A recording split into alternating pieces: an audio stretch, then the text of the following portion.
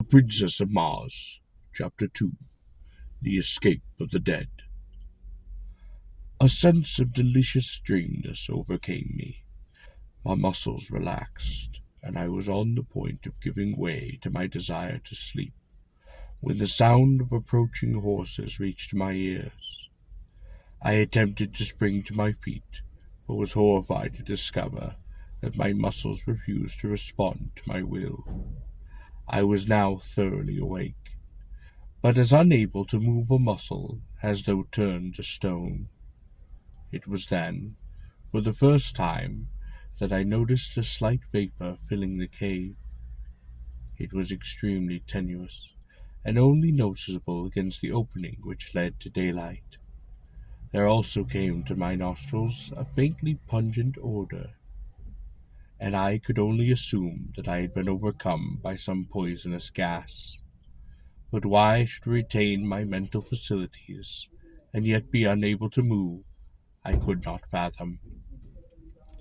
I lay facing the opening of the cave, and where I could see the short stretch of trail which lay between the cave and the turn of the cliff around which the trail led.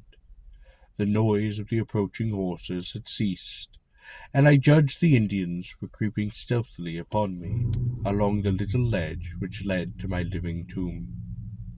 I remembered that I hoped they would make short work of me, as I did not particularly relish the thought of the innumerable things they might do to me if the spirit prompted them. I had not long to wait before a stealthy sound apprised me of their nearness, and then a war-bonneted, paint-streaked face was thrust cautiously round the shoulder of the cliff, and the savage eyes looked into mine. That he could see me in the dim light of the cave, I was sure, for the early morning sun was falling full upon me through the opening. The fellow, instead of approaching, merely stood and stared, his eyes bulging and his jaw dropped. And then another savage face appeared, a third and a fourth and a fifth, craning their necks over the shoulders of the fellows, whom they could not pass upon the narrow ledge. Each face was the picture of awe and fear, but for what reason I did not know, nor did I learn until 10 years later. That there were still other braves behind those who regarded me was apparent, from the fact that the leaders passed back whispered word to those behind them. Suddenly a low but distinct moaning sound issued from the recesses of the cave behind me, and as it reached the ears of the Indians, they turned and fled in terror, panic-stricken. So frantic were their efforts to escape from the unseen thing behind me, that one of the braves was hurled headlong from the cliff to the rocks below. Their wild cries echoed in the canyon for a short time, then all was still once more. The sound which had frightened them was not repeated, but it had been sufficient as it was to start me speculating on the possible horror which lurked in the shadows at my back. Fear is a relative term, so I can only measure my feelings at the time by what I had experienced in previous positions of danger and by those that I have passed through since.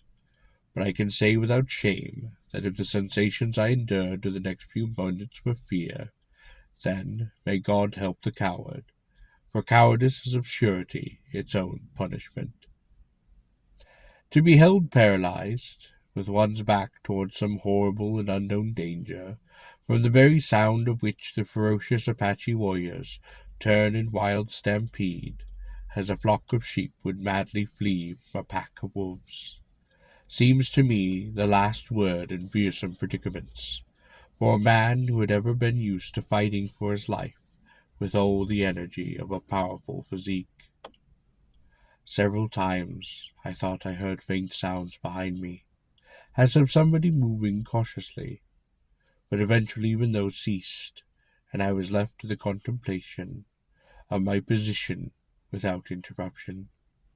I could but vaguely conjecture the cause of my paralysis, and my only hope lay that it might pass off as suddenly as it had fallen upon me. Late in the afternoon, my horse, which had been standing with dragging rein before the cave, started slowly down the trail, evidently in search of food and water.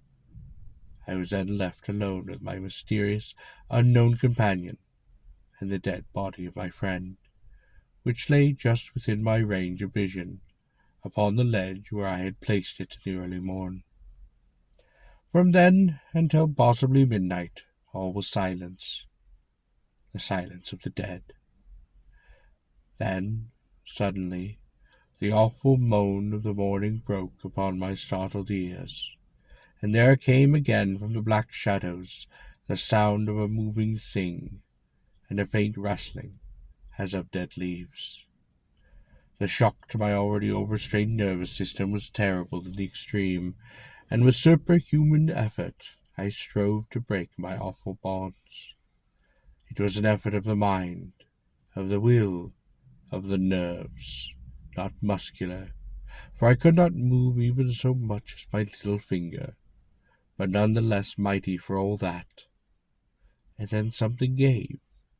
There was a momentary feeling of nausea, a sharp click as of the snapping of a steel wire, and I stood with my back against the wall of the cave, facing my unknown foe. And then the moonlight flooded the cave, and there before me lay my own body, as it had been laying all these hours, with the eyes staring toward the open ledge, and the hands resting limply upon the ground. I looked first at my lifeless clay, there upon the floor of the cave, and then down at myself in utter bewilderment. For there I lay, clothed, and yet here I stood, but naked as at the minute of my birth. The transition had been so sudden and so unexpected that it left me for a moment forgetful of aught else than my strange metamorphosis. My first thought was, is this then death? Have I indeed passed over forever into that other life? But I could not well believe this, as I could feel my heart pounding against my ribs from the exertion of my efforts to release myself from the anesthesias which had held me. My breath was coming in quick, short gasps. My cold sweat stood out from every pore of my body, and the ancient experiment of pinching revealed the fact that I was anything other than a wraith. Again was I suddenly recalled to my immediate astoundings by a repetition of the weird moan from the depths of the cave. Naked and unarmed as I was, I had no desire to face that unseen thing which had menaced me. My revolvers were strapped to my lifeless body, which for some unfathomable reason I could not bring myself to touch. My carbine was in its boot, strapped to my saddle, and as my horse had wandered off, I was left without means of defense. My only alternative seemed to lie in flight, and my decision was crystallized by a reoccurrence of that rustling sound from which now seemed, in the darkness of the cave, into my distorted imagination, to be creeping stealthily upon me. Unable longer to resist that temptation to escape this horrible place, I leaped quickly through the opening into the starlight of a clear Arizona night. The crisp, fresh mountain air outside the cave acted as an immediate tonic, and I felt new life and new courage coursing through me. Pausing upon the brink of the ledge, I upbraided myself for what now seemed to me wholly unwarranted apprehension. I reasoned with myself that I had lain helpless for many hours within the cave, yet nothing had molested me, and my better judgment, when permitted the direction of clear and logical reasoning, convinced me that the noise I had heard must have resulted from a purely natural and harmless cause. Probably the conformation of the cave was such that a slight breeze had caused the sounds I heard. I decided to investigate, but first I lifted my head to fill my lungs with the pure, invigorating night air of the mountains. As I did so, I saw stretching far below me the beautiful vista of a rocky gorge and level, cacti-studded flat, wrought by the moonlight into a miracle of soft splendor and wondrous enchantment.